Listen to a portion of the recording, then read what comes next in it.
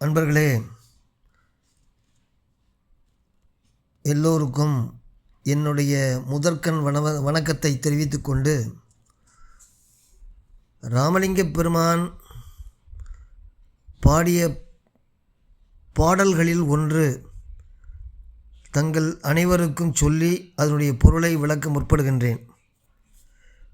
என்னன்னா, ராமலிங்க பெருமான் தன்னுடைய கண்ம வாழ்விலே ஆழ்ந்து கிடக்கின்ற தன்னுடைய மனதை திருவடி சேர்ந்து ஒழுகும் வாழ்வில் திருப்ப வேண்டி கடவுள்கிட்ட ஒரு வேண்டுகோள் வைக்கிறார். அதுதான் இந்த பாட்டு. அந்த பாட்டை சொல்லிட்டு அப்புறம் பொருள் சொல்லலாம்.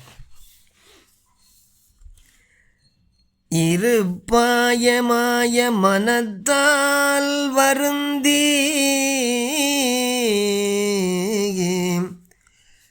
இருப்பாயமாய மனத்தால் வருந்தி இளைத்து நின்றேன்.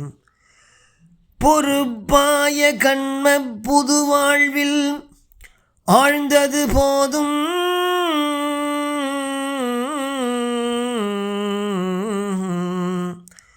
பொறுப்பாய கண்ம புது வாழ்வில் ஆழ்ந்தது போதும், இன்றே கருப்பாள் செய்யும் உன் கடலடிக்கே இக்கடையவனை திருப்பாயனில் என் செய்கேன். தணிகாசலத் தெள்ளமுதே, தணிகாசலத் தெள்ளமுதே அப்படின்னு பாடி முடிக்கிறாரு. என்ன அர்த்தம்னா, முன்பு நான் பல காணொளிகள் போட்டிருக்கேன். அதில் பார்த்திங்கன்னா, ராமலிங்க பெருமான் தணிகை மலைக்கு போனதே கிடையாது. அவர் இங்கேருந்தே தான் பாடுறாரு.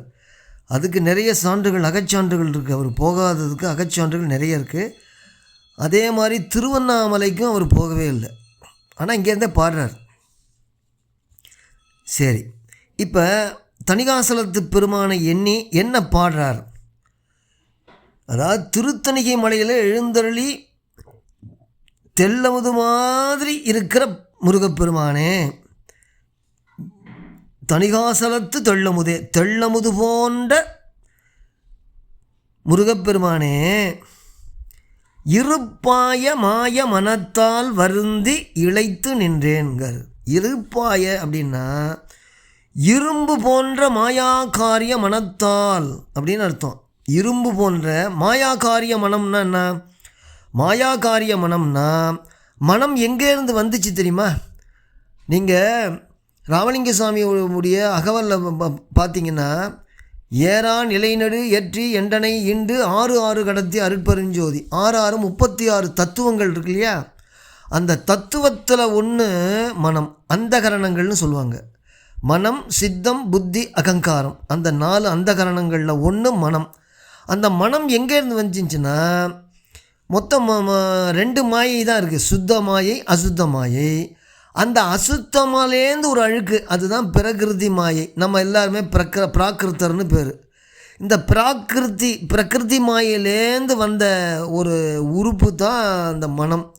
அப்போ அதுலேருந்து வந்தது அப்படி தானே இருக்கும். அப்போ பிரகிருதி மாயா காரியமாகிய ஆன்ம தத்துவம் இருக்கு இல்லையா? இதில் ஆன்ம தத்துவத்தில் 24 தத்துவத்தில் ஒன்று.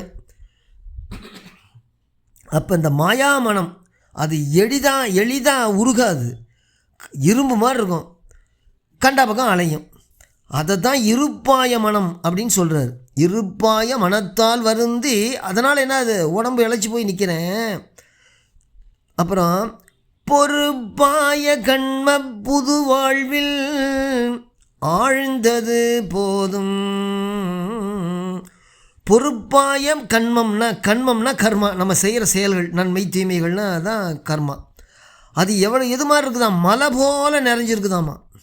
அந்த மலை போல கர்மாக்கள் நிறைந்த இந்த மன்னக புதுவாழ்வில் புதைந்து இருந்தது போதும். உடனே இப்போவே இன்றேங்கிறாரு. ஆழ்ந்தது போதும். இன்றே இப்பொழுது கருப்பாள் செய்யும் உன் கழல் அடிக்கே இக்கடையவனை திருப்பாயனில் இப்பொழுதே பிறவியாகிய காட்டை அழிக்கின்ற உன்னுடைய திருவடி பக்கம் கடையவனாகிய என்னை திருப்பி செலுத்தாமல் போயிடுச்சுன்னா நான் என்ன செய்ய போகிறேன், என்ன செய்ய முடியும் நான் அப்படிங்கிறாரு. அதாவது பிறவியாகிய காடுங்கிறாரு. பிறவின்னா பிறவி பெருங்கடல் நீந்துவர் நீந்தார் இறைவடி சேதாரம். பிறவியாகிய பெருங்கடல் 84 லட்சம் யோனிகள் இருக்குது. அந்த 84 லட்சம் யோனிகளில் தாய் கருப்பையில் தங்கிய உயிர்களைன்னு பாடுவார். முட்டை வாய்ப்பையிலும் முழு உயிர்த்தல்களை வேறுபுற உதித்த மிகு உயிர்த்தல்களை அப்படின்னு சொல்லி 4 வகை சொல்லுவார். அதாவது 4 வகையில் 7 வகையான தோற்றங்கள் சொல்கிறார் இல்லையா, 4 வகைங்கிறார் இல்லையா. அதில் கிட்டத்தட்ட 84 லட்சம் பிறவிகள் இருக்குது. அப்போ அதுதான் அந்த பிறவிகளில் நம்ம இந்த நிலைமைக்கு வந்திருக்கோம், மனித ஜென்மமாக வந்திருக்குமா இல்லையா. அப்போ இந்த பிறவி அப்படியே தொடர்ந்து வந்துக்கிட்டே இருக்குது, வெட்டுறதுக்கு முடியலையா. அப்போ இந்த பிறவியாகிய காட்டை அழிக்கிற சக்தி யார்கிட்ட இருக்குன்னா உன்னுடைய திருவடி பக்கம்தான் இருக்குது. அந்த பக்கம் திருப்பாமல் இந்த மாயா காரியத்தில் வர்ற எல்லாத்துலேயும் போய் அழுந்து இருந்தால் நம்ம எப்படி மேலே வர முடியும்? அப்படி தான் அதை சொல்கிறாரு, வேற ஒன்றும் இல்லை. அதாவது கருப்பாள் செய்யும் உன் திரு கடலடிக்கு இக்கடையவனை திருப்பாயனில் என் செய்கேன், என்ன செய்யறது? பொறுப்பாய கண்ம புதுவாழ்வில் ஆழ்ந்தது போதும். இந்த கண்ம புதுவாழ்வில் ஆழ்ந்தது போதுமே, இன்னும் என்ன பண்ண போகிற அப்படின்னு சொல்லி முடிக்கிறார். அப்போ மலை போல் இருக்குது கர்மா. ஆச்சா, அப்போ அந்த கர்மா நமக்கு நீங்கினா அவனுடைய கடலடிக்கு போனால் தான் அது நீங்கும். அது அந்த பக்கம் திருப்பு, ஏன் இந்த பக்கம் திருப்பிக்கிட்டே இருக்கிற அப்படின்னு சொல்லி அவர் அப்படி கேட்குறாரு, இறைவன்கிட்ட வேண்டுறார். அதுதான் இந்த பாட்டு. நல்லா கவனிச்சு இப்போ கேளுங்க. இருப்பாய மாய மனத்தால் வருந்தி இழைத்து நின்றேன், பொறுப்பாய கண்ம புது வாழ்வில் ஆழ்ந்தது போதும், இன்றே கருப்பாள் செய்யும் உன் கடலடிக்க இக்கடையவனை திருப்பாயனில் என் செய்கேன், தனிகாசலத் தெள்ளமுதே